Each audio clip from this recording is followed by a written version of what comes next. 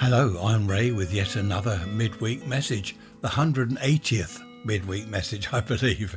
How are you? Are you keeping well? I hope so. We've had lovely weather here. Let me tell you what not the forecast, but the weather report is.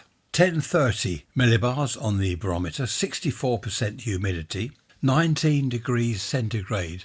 That was at about 8 o'clock this morning, which is 66 Fahrenheit. And the flag isn't doing much. There's been a bit of a breeze, but it's kind of just wobbling around the pole. No, not wobbling, twisting around the pole. Thank you for all your messages and emails. Rants@protonmail.com. A lot of you like the Waverley. I didn't do any recordings on board because of the wind.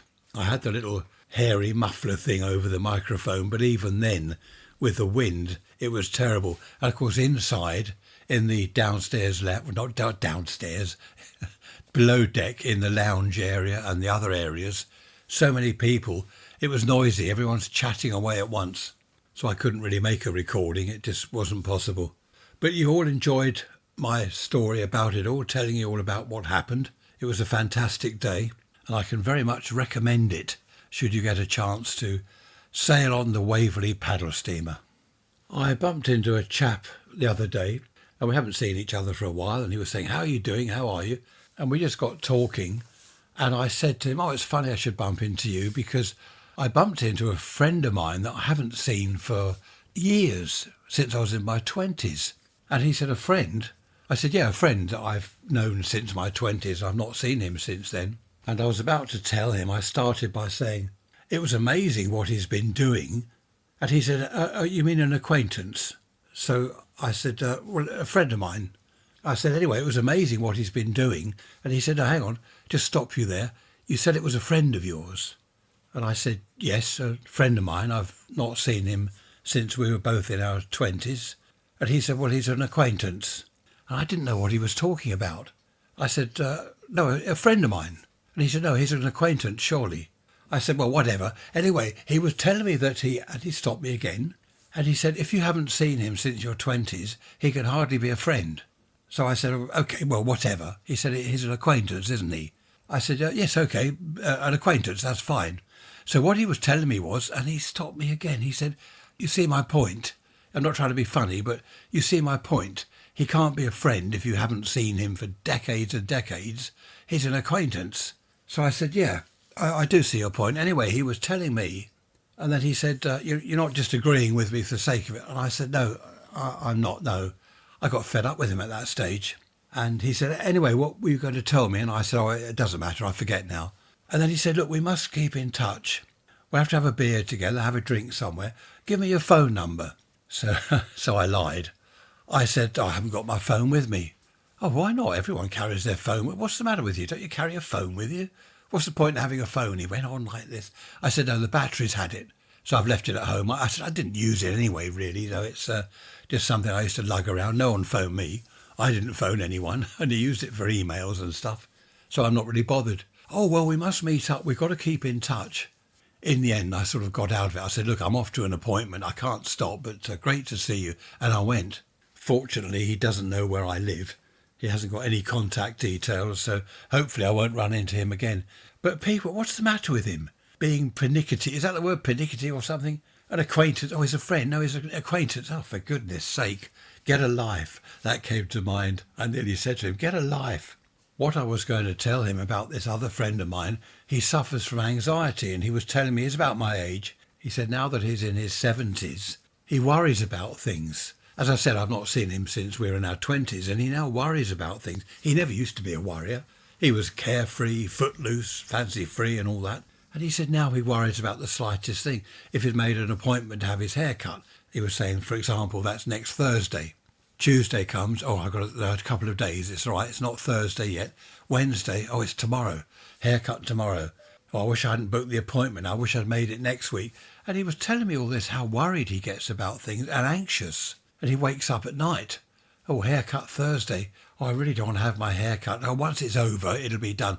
I must admit, if I've got a dental appointment and it's a horrible filling or something, some cavity torture thing, I will keep thinking about it. "Oh, I've got 2 days yet."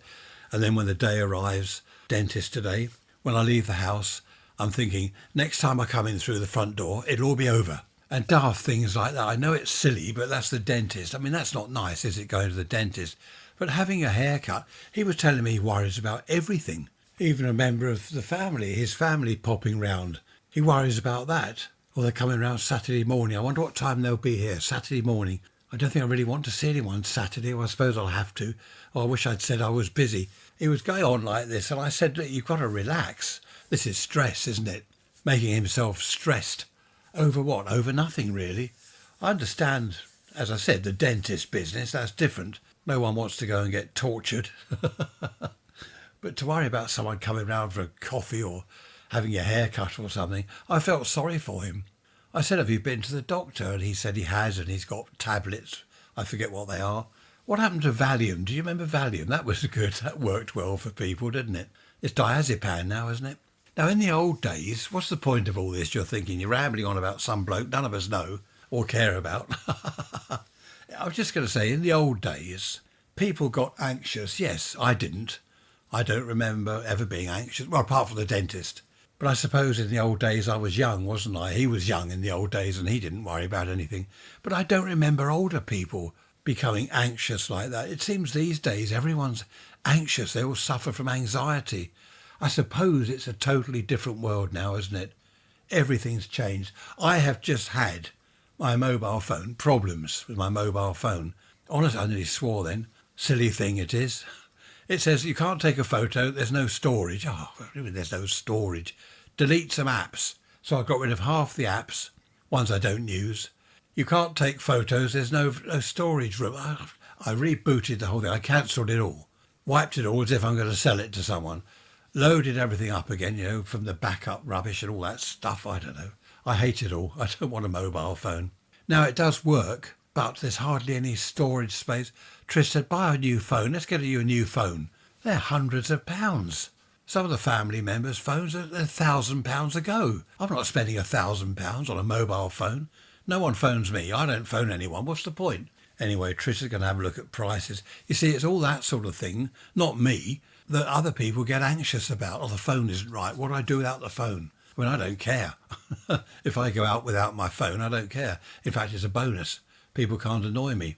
But people do get anxious and stressed, don't they? The amount of times I've heard people say, oh, I spent all day yesterday trying to sort out the computer. Oh, nightmare. This is modern society, isn't it? Everything is stressful. Drives you around the bend. Don't get driven round the bend. It's not worth it, all this stress. Lovely day today. What day? I've no idea what day. Oh, it's Tuesday. Tuesday the 17th. 18th, you'll be listening to this. We've got a few clouds. I've been out in the garden, taken all the tomato plants down. They're all finished now. Been hacking back some of the bushes, and there's a big frog. I nearly walked on him, this huge frog. And he just looked up at me as if to say, I'm here. Don't walk on me. I love the frogs around the garden. So preparing for autumn, I'm looking at the cherry tree now. Do you remember in the old days? People in the garden, the dads of the household, they'd be down the garden in the autumn, sweeping up leaves and pruning branches and things. They'd have a bonfire. Perhaps in the evening light a bonfire, and you'd see the smoke when there was no wind just curling upwards in a straight line. Wonderful, the smell of smoke in the autumn from bonfires. That's all gone, hasn't it? People have garden bins now that they have to pay for the council to take away. What we do is buy these paper sacks, and then the council, the dustman, will take those. I do miss autumn, though, in the old days, in the 50s and 60s. You knew it was autumn.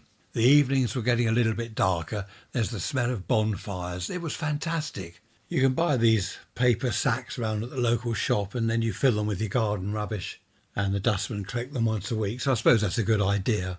I used to love the bonfires. When my dad lit a bonfire as a kid, I'd poke it with sticks and things to get told off. But that's something else that kids don't do, isn't it, these days? They don't have the fun of being in the garden, doing things with their dads, poking bonfires with sticks. We used to put potatoes on the bonfire on bonfire night, Guy Fawkes night. That was great fun, baking potatoes in the hot embers, the ashes just near the edge of the fire. That was fantastic. And, of course, poking it with sticks. They don't do any of that anymore, do they? I know the children of today don't miss what they haven't had. Obviously, you don't miss what you haven't had. But I do feel sorry for them.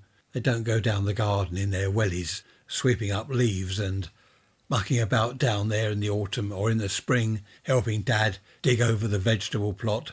I don't think kids even go into the garden these days, do they?